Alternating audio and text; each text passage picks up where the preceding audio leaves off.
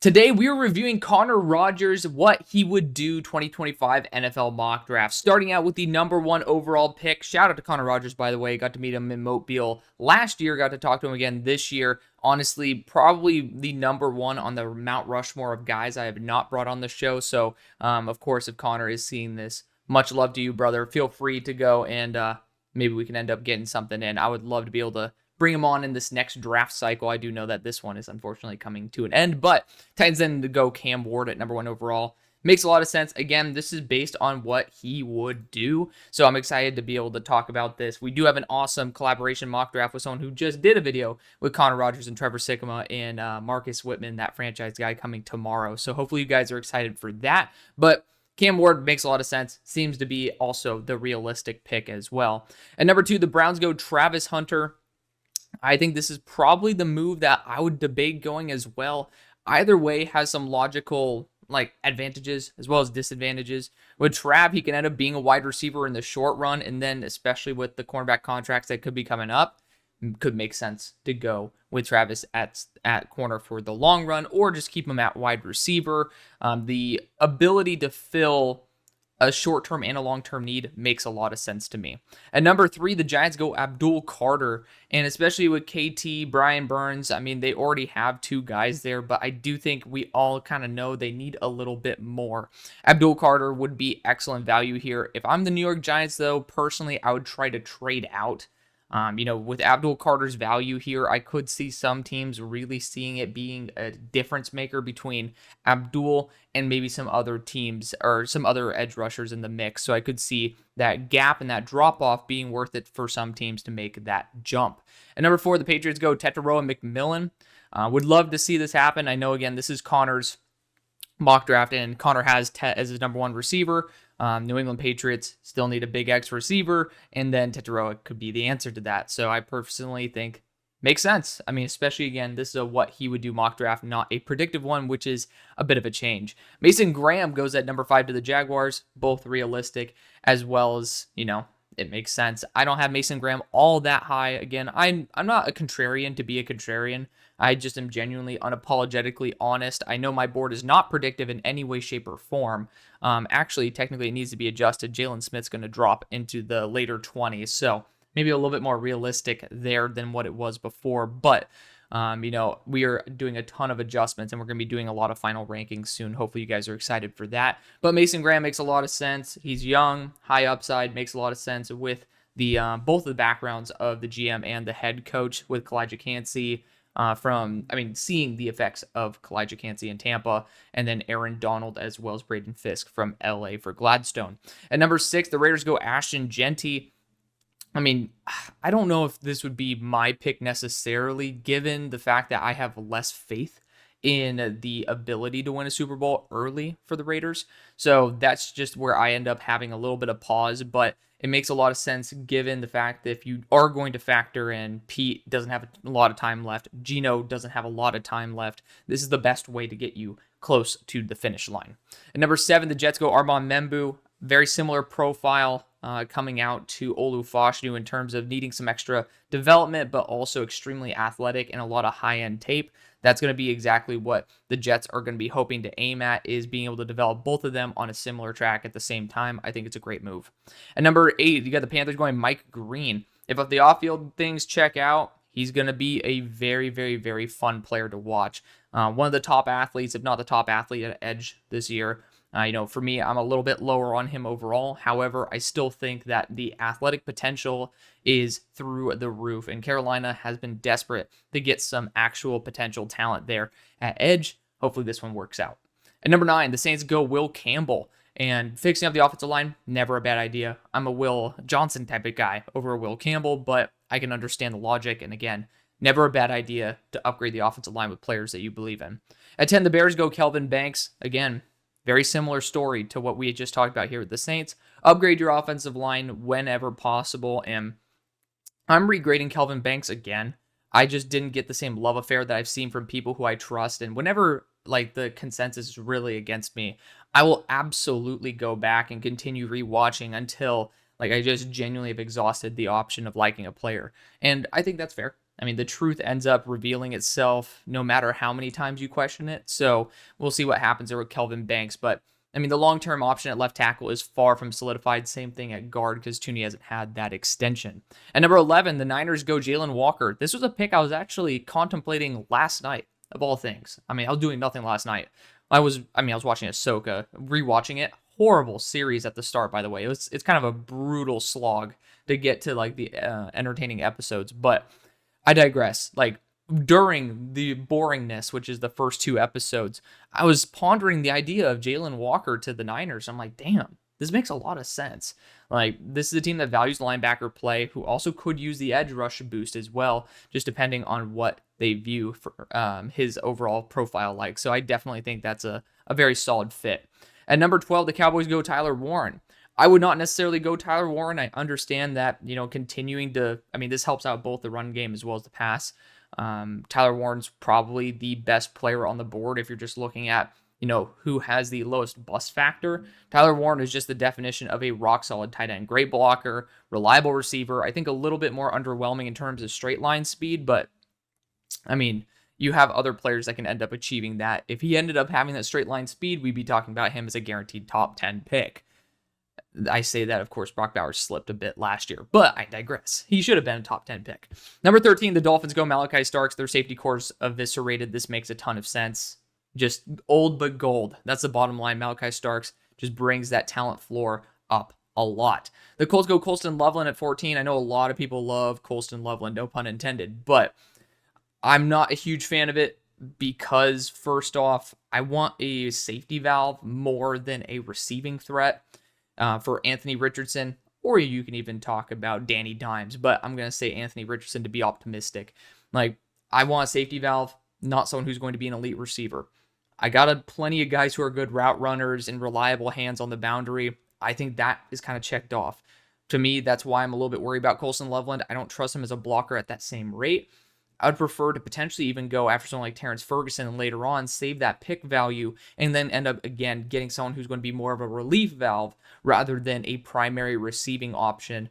I just think that's what can help the quarterback more than just giving him another weapon that, is essentially a boosted wide receiver with good blocking skills.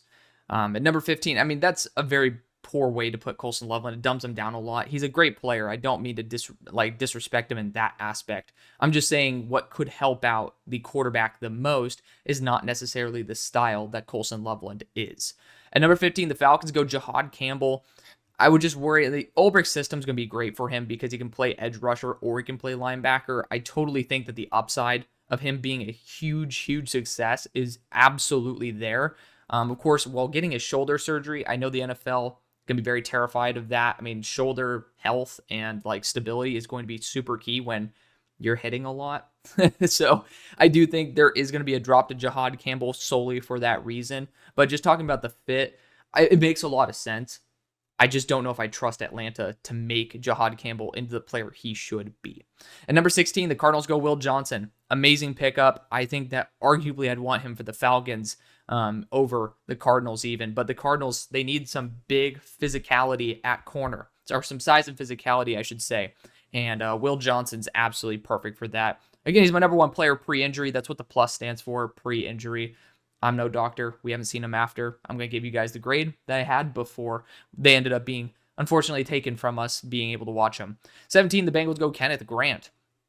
I just feel like the Bengals address defensive interior too many times. I know this is, again, what I would do mock draft, but they address defensive interior to a point where when you have a second and a third round pick, pretty much being the backups, it makes me concerned about adding another first round pick into the mix, and then you have 5 defensive interiors. I'd prefer with the sheer quantity of other issues to address with the great value that still is on the board. I prefer to flex into that category rather than going and reinforcing something that is actually not too shabby at the moment comparatively to the other positions of need. At 18, you got the Seahawks going Gray Zabel. Fits like hand in glove. And again, this is not a realistic one. This is what he would do. I fully support this. Gray Zabel's such a good player. I know I'm a little bit insane having him in my top 10. That's adjusted for positional value, but I think he is going to be one of the best players from this class, hands down. Buccaneers go Nick Scorton at number 19. This is somebody who's getting a lot of prospect fatigue. Love to see the respect there. Again, Jalen Smith's going to be slipping a little bit, but I actually have Nick Scordon at 27 on my board. He'll actually end up staying there. I do believe that right here at that 23 range is where we're going to see Jalen Smith. So he's going to still be 27 on my board. Just definition of reliability, man. Very, very good player. Slimmed down as well. I think Ezeraku fits a little bit more, but I mean, you can't go wrong with either option. At number 20, you got the Broncos going Emeka Egbuka. It's a pick I've made several times. Rock solid player. I do think the running backs could have a run in the early second to where you might be like grasping at straws if you do pass on Amari and Hampton here at pick 20. That's my only concern. I ended up finding that out by doing a current project that I'm working on with Broshmo, cough, a 7-rounder, and ended up passing on Amari and Hampton, only to find out that I kind of wished I ended up going Amari and Hampton. But regardless, you can't go wrong with Emeka Egbuka. He's just kind of, again, he's the Donovan Ezeraku at the wide receiver position, but I do think he's better, respectively, than Ezeraku. Leave it there. Steelers go Derek Harmon at 21. One of the players I still need to go back and regrade, but he is somebody who I've been rooting for since Michigan State. Reliable player, great measurables, has been very productive even since his redshirt freshman year. I support it, so I'm going to leave it there. I do think the Steelers need some defensive interior help, and Derek Harmon has the age and measurables and overall talent to make it work, and so especially with the overall leadership of the group. At 22, we got the Chargers going Shamar Stewart. I could end up seeing this working out, but I just personally would prefer a different build of edge rusher for that defense. Again, this is what he would do mock draft. I understand, Shamar Stewart's going to be a good player, regardless of how this ends up turning out, right? So I would just say it can end up really working. I'd go after Donovan Ezeraku at that point, even though I have Shamar Stewart graded very similarly, but for significantly different reasons, of course. But if you go this way, I mean, I need to have a lot of faith in you. And to be fair, I got a bit more faith in the Chargers than maybe I should. It bites me every year, but I'm gonna continue. Because the moment I stop, it's the moment it's gonna bite me in the ass. At 23, the Packers go Jaden Higgins. I love this. I mean, Jaden Higgins right now is at 23. I will say I need to resort this because he's actually number 13. He's gonna swap places with Jalen Smith. Just legitimately, they're gonna swap places. So I'm in love with Jaden Higgins, man. I mean, he was my wide receiver 1 coming into the year, and he's a true X. This is someone who can work perfectly being a Nico Collins style receiver. 4.4, 740, 37-inch vert. This dude's a really good player as well. One of the best route runners in the class. It's a great move. Savon Rivell goes to 24 to the Vikings. Corner drops off incredibly after the early second. Sometimes you just got to reach in the late first, and it happens. But Savon, if he ended up having a full year, I do think he would have ended up being well worth this selection. At 25, the Texans go Josh Connerly. I'd prefer, and I know this is what Connor would prefer, because I know Connor and I ended up bonding over having Connerly for a moment as tackle 1. So I get it, but I would prefer Josh Simmons, even with the injuries and such, because I do think the Texans have addressed offensive line enough through free agency to where there's enough mitigation for him to have some time to get healthy and get acclimated to the NFL. And I think the ceiling's higher, but Josh Connerly's a great player nonetheless. I can't crap on it. I know that Texans fans aren't going to love it, but I personally do. Rams go Jahdae Barron at 26. I mean, honestly, good range for him to go. I think he might end up going higher, but I'm not sure. But, I mean, I would just say you can't go wrong with getting more corner talent. It never has bitten anybody in the ass to have too many good corners. I would say you might end up having too many good defensive linemen to where there's too much of a rotation. I find it very hard to have too many defensive backs. I'll just put it out there. So, I do think corner is going to be the route the Rams go. I'd prefer Trey Amos, but I understand the Jahdae Barron pick based on a value. Then we got the Ravens going Donovan Ezeraku at pick number 27. Again, you're hitting a double. The Ravens kind of need to just hit a double when it comes to their edge position. Donovan Ezeraku raises the floor, also using some Jeff Gladstone verbiage there. But I do think that Ezeraku would be good value for the Ravens at 27. Their pass rush has been very underratedly, how do I say it? They've been extremely looked beyond, I would say. It's more of a need than what comes to the eye. How about that? There we go. English, Alex. English. This is after a 10-hour shift. So, bear with me. I feel bad for Marcus because you have to deal with this mess of a human being after this. But Lions go Donovan Jackson at 28. Donovan Jackson ended up having a lot of prospect fatigue. I'm glad to see that Connor has not, dipped too much into that. And so he hasn't dipped into it at all, actually. This is good, really good range for Donovan Jackson. And also that tackle upside in case of injury is always a bonus. So good pickup there for the Lions. Commanders go Amari Hampton at 29. I mean, you know what I think of Amari Hampton. So, I mean, it is what it is. But, like, he's top 15 on his own big board. Love to see that. I didn't even know that, and I watched the video on NFLSE. But the Commanders need a running back one. That makes a ton of sense. At 30, the Bills go Tyreek Williams. I love Tyreek, man. He is my defensive interior, too. I know it's a hot take, but he's just the guy who I really, really like. And the Bills absolutely could use a space eater who has untapped potential. Like, I do think as a pass rusher, he has so much room to grow. And it's not just because he's not a good pass rusher. I do think that Ohio State leaves a little bit to be wanted in terms of how they develop their defensive interiors. That's a conversation for another day. 31, the Chiefs go Josh Simmons. I think I gave Jalen Moore too much of a hard time, but I digress. Based on even the contract alone, it's not the long-term option. Josh Simmons can end up getting healthy and end up being the long-term selection. And at 32, Walter Nolan goes to the Philadelphia Eagles. Extremely high potential, instant fit to be able to replace Milton Williams. It makes a lot of sense. He's been rumored to drop to the second round because of character concerns. Still have yet to see a lot of empirical evidence on that outside of maturity, but, TBD. NFL PIs are a lot better than I am and a lot better than probably you are as well. So we're going to trust them a little bit, but the on-field talent is well worth number 32. That's going to be the video. Thank you so much for watching. See ya later. Bye.